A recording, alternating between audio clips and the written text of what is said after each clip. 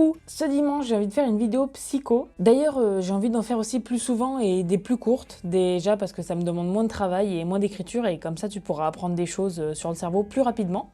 Je trouve ça sympa. Et puis, si t'as pas forcément le temps de regarder des grosses vidéos comme celles que j'ai pu faire sur les conférences de France Inter, bah du coup, ces courtes vidéos que je ferai, ça sera l'occasion pour toi de savoir un peu comment ça se passe dans ta tête en un minimum de temps. Bon, j'arrête de blablater et j'attaque.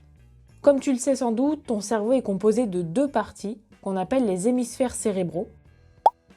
Et chacun de ces hémisphères est spécialisé dans certaines tâches. Mais la question qu'on se pose là, et je vais tenter de te répondre, c'est pourquoi on a deux hémisphères. Bah ouais, on aurait très bien pu avoir une boule d'un seul tenant en guise de cerveau, mais il a fallu que ce machin tout mou se sépare en deux. Déjà, on va remonter le temps à 1 milliard d'années. Et il y a 1 milliard d'années, les premiers bilatériens apparaissent. Les bilatériens, en fait, ce sont des animaux qui ont deux moitiés de corps symétriques, et peut-être aussi qu'ils avaient un système nerveux symétrique anatomiquement parlant. Et on serait les descendants de ces bilatériens parce que nous aussi, on a un système nerveux en deux parties. Symétrique, oui, mais au niveau du fonctionnement, c'est complètement différent. Au niveau anatomique, c'est ce qu'on appelle la décussation.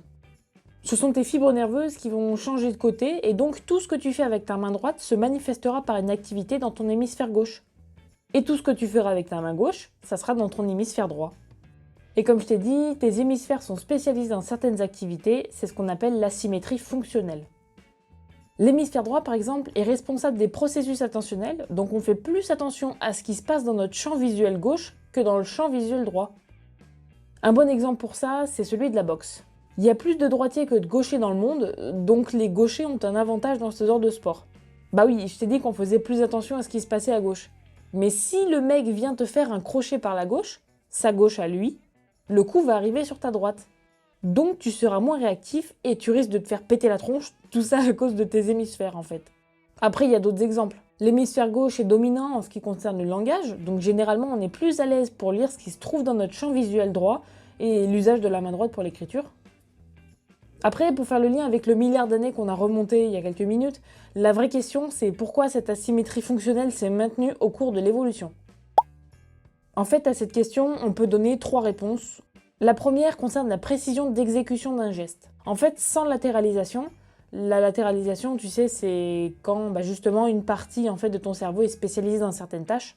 Et sans latéralisation, on ne serait pas capable de mieux utiliser une main ou un côté du corps que l'autre. Donc le fait qu'un seul hémisphère sur les deux prenne en charge la précision motrice, c'est un des trois avantages de cette asymétrie. Le deuxième avantage, ça concerne le temps de réaction. Comme toute ta vie, tu t'es entraîné à utiliser une main plutôt que l'autre, tu seras plus réactif avec la main en question. Et enfin, le troisième avantage concerne la capacité et la vitesse de traitement de l'information.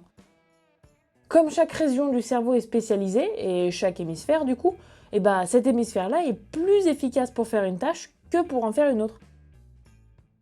Voilà, j'avais envie de te parler des hémisphères cérébraux parce que c'est pas forcément quelque chose qu'on croise dans la vie de tous les jours, et puis je suis tombée sur un article sympa sur le sujet, donc je me suis dit que j'allais en faire un petit résumé, et puis de partager ce que j'ai appris.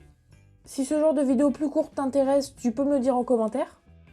J'espère que ça t'aura plu, j'espère que t'auras appris des choses, et que du coup, je vais te faire une petite fiche récap avec le vocabulaire que tu dois retenir, histoire au moins que tu retiennes quelque chose de cette vidéo.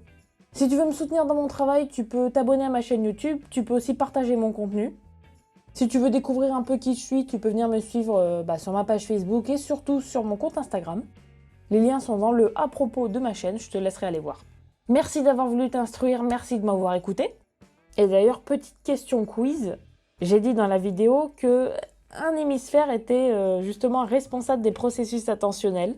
Si tu te souviens lequel, tu peux me dire en commentaire, mais je l'ai dit, c'est le droit ou le gauche, je sais pas. Il fallait écouter et je vais les retenir. Bon, je te mets pas plus la pression, je te dis à la semaine prochaine pour une nouvelle vidéo. Bon week-end, bon dimanche, bisous!